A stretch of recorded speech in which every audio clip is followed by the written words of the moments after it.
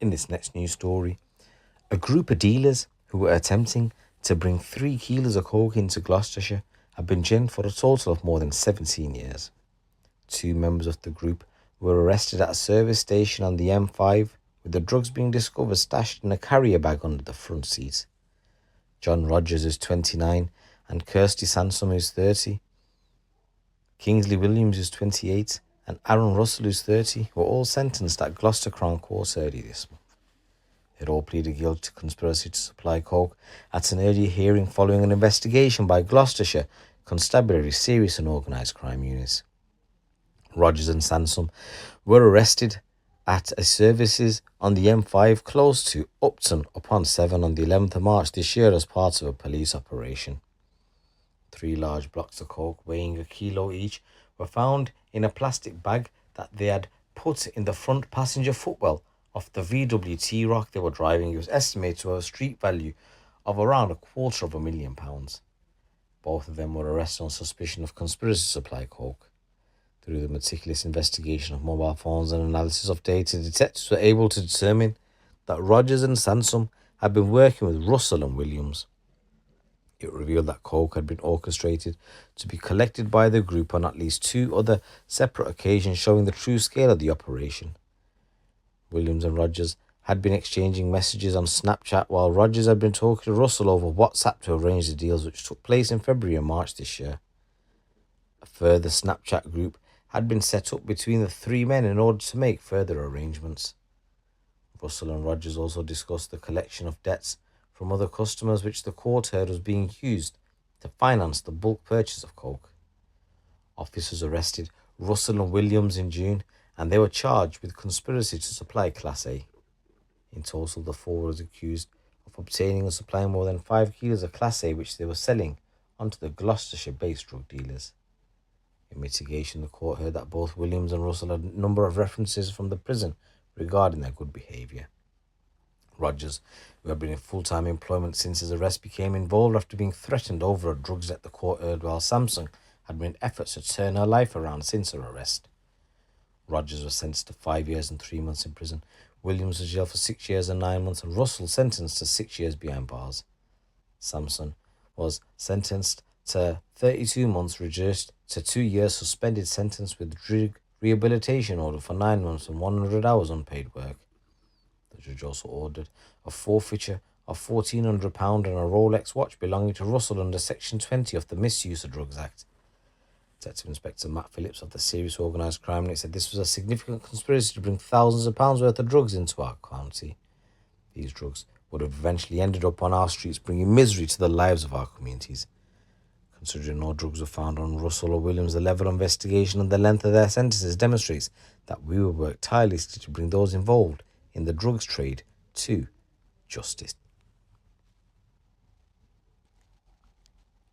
And guys, in this next news story, it's coming from Yeovil Ways, and 2 men have been found guilty of murdering a man at a flat early this year after headbutting and hitting him with a hammer. Franklin Ingram, who was better known as Frank, was killed by his neighbours Martin Carty and Mark Southcott at the former's flat in June. However, it took more than 18 hours for either of them to call emergency services, and when Carty did phone 999, he falsely claimed to have found Frank deceased on his sofa. After a 3-week trial at Bristol Crown Court, the jury unanimously found both men guilty of murder. The jury was told that on the afternoon of June the 22nd, there had been an exchange of words after Carty had left rubbish near Mr. Ingram's flat. A CCTV recording was played in which the 68-year-old Mr. Ingram later described Carty as an idiot to another individual, stating he was going to contact the housing association responsible for the flats. The prosecution said that shortly before 11 o'clock, however, an angry Mr. Ingram went up to Carty's flat with a hammer. Both Carty and Southcott were inside the address. Jurors were told Mr. Ingram and Carty became involved in a row before a fight erupted between the 3 men, in which the victim was headbutted and struck with the hammer. Carty called the ambulance service at around 6:40 p.m. the following day to say he had found Mr. Ingram deceased. He claimed Mr. Ingram had been to his flat the night before in an agitated state and he had let him sleep on the couch. A call handler, unaware of what had taken place, encouraged Carty to put Mr. Ingram in the recovery position, but he refused. Paramedics attended and found Mr. Ingram had sustained several wounds which did not appear to be consistent with what Carty had said, and he was subsequently arrested by police. Southcott was arrested the next day following information from members of the public about comments he had made after leaving the night Mr. Ingram was killed. During the police investigation, audio from CCTV cameras was sourced which enabled detectives to determine the pair knew Mr. Ingram had died during the altercation.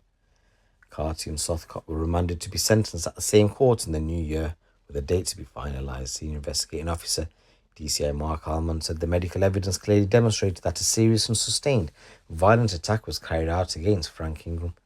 The severity of the injuries caused shows the true intent of their actions. They both knew they had at least seriously injured him and most likely killed him, but the fact neither of them had called emergency services more than 18 hours is truly horrendous. Just want to say rest in peace to the victim. My condolences go out to your family. And guys, in this next news story, following a Thames Valley police investigation, a man has been jailed for supplying Class A drugs in Milton Keynes.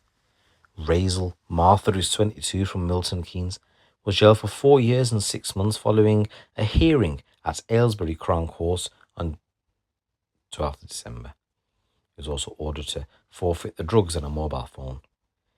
In a previous hearing, Martha pleaded guilty to 2 counts concerning the supply of Class A, namely coke and heroin.